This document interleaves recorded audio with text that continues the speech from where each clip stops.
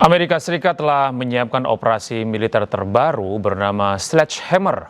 Operasi militer tersebut dipersiapkan untuk kembali menyerang Iran jika kesepakatan damai gagal.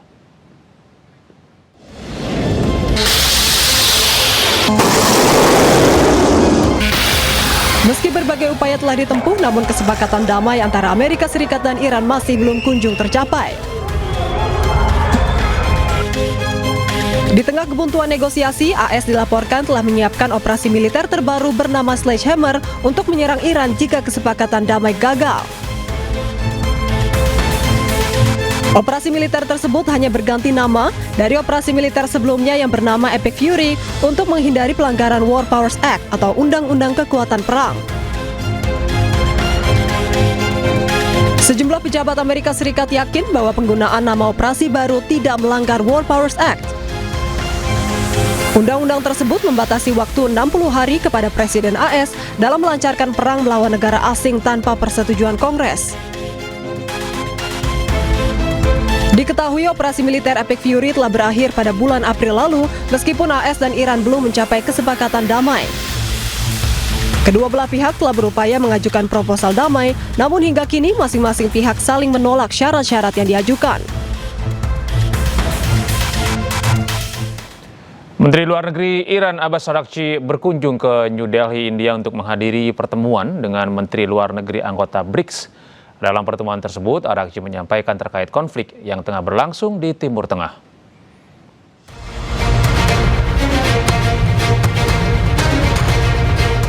Menteri Luar Negeri Iran Abbas Araghchi masih melanjutkan safari politiknya di India. Ia datang untuk menghadiri pertemuan dengan Menteri Luar Negeri anggota BRICS di New Delhi tanggal 14 hingga 15 Mei.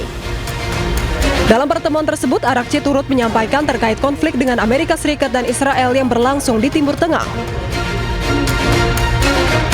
As you have all witnessed, my country has within the span of less than a year twice been subjected to brutal and unlawful aggression by the United States and Israel. The attacks on my people have been justified with false claims that run counter to the informed assessments of the International Atomic Energy Agency and even America's own intelligence community. The truth is that Iran, like many other independent nations, is the victim of illegal expansionism and warmongering. These are ugly things which have no place in today's world. Diketahui Araghchi tiba di New Delhi pada Rabu 13 Mei dan akan berada di India hingga 15 Mei. Selama kunjungannya ke India, Araghchi berpartisipasi dalam pertemuan dengan Menteri Luar Negeri anggota BRICS, salah satunya Menteri Luar Negeri Indonesia Sugiono. Para menteri akan berpartisipasi dalam dua sesi pleno, yakni terkait agenda global dan regional, hingga terkait peringatan 20 tahun BRICS dan isu-isu pembangunan berkelanjutan, inovasi dan perluasan kerjasama antar negara anggota.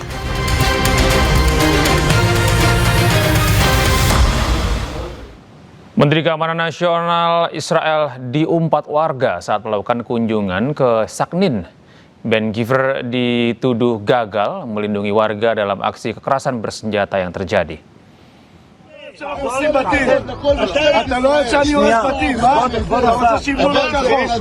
Menteri Keamanan Nasional Israel Itamar Ben-Gvir melakukan kunjungan ke Saknin pada hari Selasa yang memicu kemarahan warga. Ben-Gvir bergerak di bawah pengawalan polisi yang ketat dan terlibat dalam perselisihan verbal dengan penduduk setempat. Ben-Gvir menggambarkan kunjungan itu sebagai inspeksi ketertiban umum di tengah klaim pemerintah yang telah berlangsung lama mengenai penegakan hukum dan tata kelola di komunitas Arab. Namun kunjungan itu mendarat di kota yang sudah menjadi pusat protes atas kejahatan terorganisir dan kekerasan bersenjata. Para pemimpin Arab berulang kali menuduh Ben-Gvir yang mengawasi kepolisian gagal melindungi warga Arab sambil menggunakan pengerahan polisi besar-besaran untuk kunjungan politik. Massa menyerukan tindakan yang lebih tegas dan mengkritik penanganan krisis oleh Ben-Gvir. Pemirsa, 8 relawan delegasi Indonesia memulai pelayaran menuju Gaza, Palestina. 8 orang tersebut terdiri dari 5 relawan Indonesia serta 3 awak media yang akan mendobrak blokade Israel.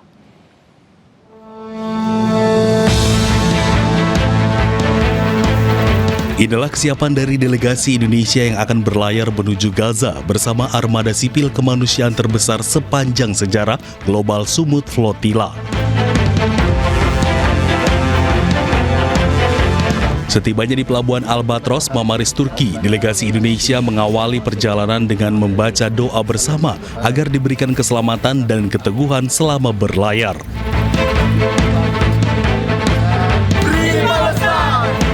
Tentunya dengan harapan misi melintasi Laut Mediterania untuk mendobrak blokade dan pengepungan ilegal Israel atas Palestina bisa berhasil kali ini. Melihat bahwa masih ada manusia, masih ada di antara kita yang masih punya hati nurani dengan mengorbankan waktu, tenaga, harta dan bahkan jiwanya. Olehnya dengan penuh kesiapan insya Allah kami bersama delegasi Indonesia yang terdiri dari 7 orang insya Allah menyatakan telah siap, dan olehnya kami memohon doa dan dukungan sahabat semua, terkhusus kepada pemerintah Indonesia untuk terus memberikan perhatian tidak hanya kepada kami yang berlayar, akan tetapi kepada rakyat Palestina, kepada Gaza yang hari ini masih mengalami penjajahan dan genosida. Sedikitnya Global Peace Convoy Indonesia mengirimkan 8 orang peserta untuk menjadi perwakilan Indonesia, 3 diantaranya merupakan awak media. Setelah sempat menguat, rupiah hari ini ditutup melemah terhadap dolar Amerika Serikat. Kami akan segera kembali dengan informasinya.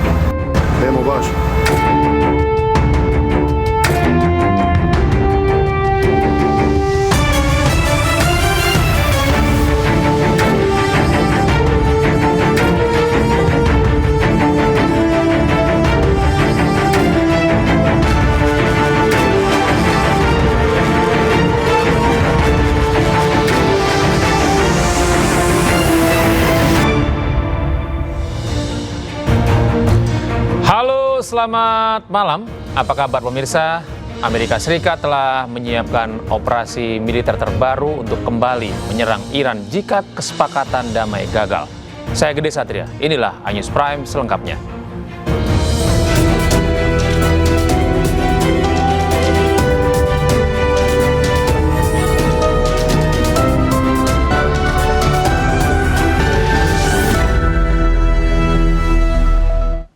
Pemirsa, Zionis Israel kembali melakukan serangan udara ke sejumlah wilayah Lebanon Selatan. Selain itu, serangan udara Israel juga menargetkan mobil ambulans.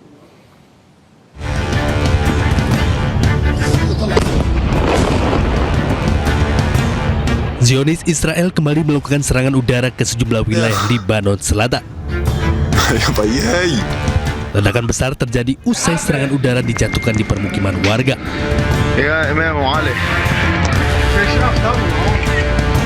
Eskalasi perang antara Israel Hizbullah makin mencekam di wilayah Lebanon Selatan hingga menyebabkan ribuan orang tewas akibat perang.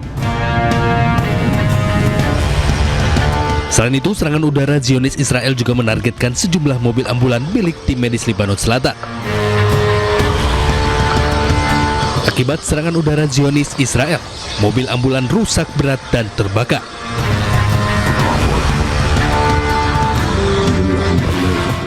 Zionis Israel melancarkan serangan udara dan menghancurkan wilayah distrik Tire. Dampak serangan Israel juga menghancurkan permukiman warga di Arab Salim, Lebanon Selatan.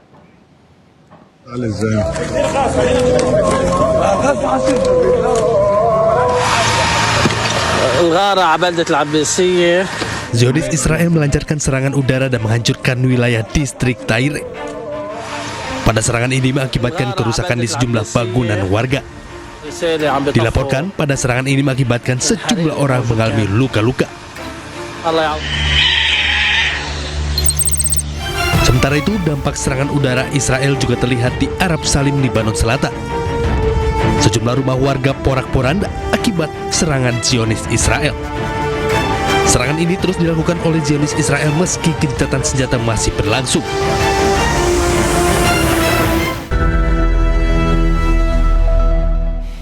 Pemirsa, lebih dari 1 bulan gencatan senjata, Iran diam-diam telah melakukan konsolidasi terhadap mesin perangnya.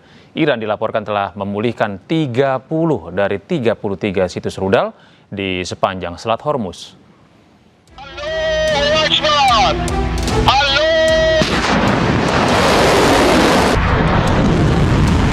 Isu terkait kehancuran militer Iran yang selama ini digambarkan oleh pemerintah Amerika Serikat ternyata bertolak belakang dengan temuan dari Badan Intelijen AS.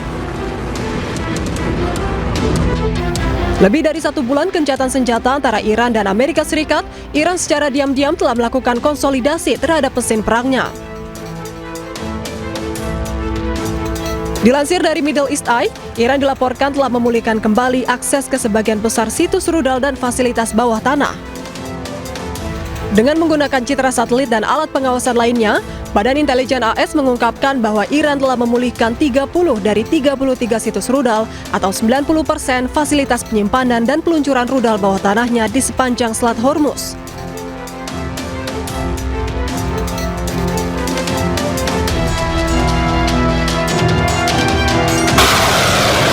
Iran dilaporkan dapat menggunakan peluncur bergerak di beberapa lokasi untuk memindahkan rudal ke lokasi lain dan meluncurkan rudal langsung dari landasan peluncuran di fasilitas tersebut.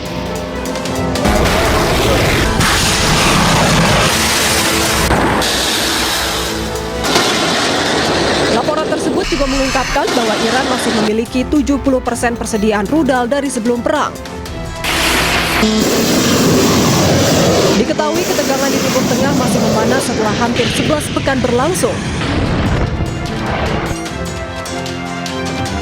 Hingga kini baik Iran maupun Amerika Serikat masih mengupayakan kesepakatan damai, mulai dari melalui bantuan mediator dari Pakistan hingga safari politik ke berbagai negara.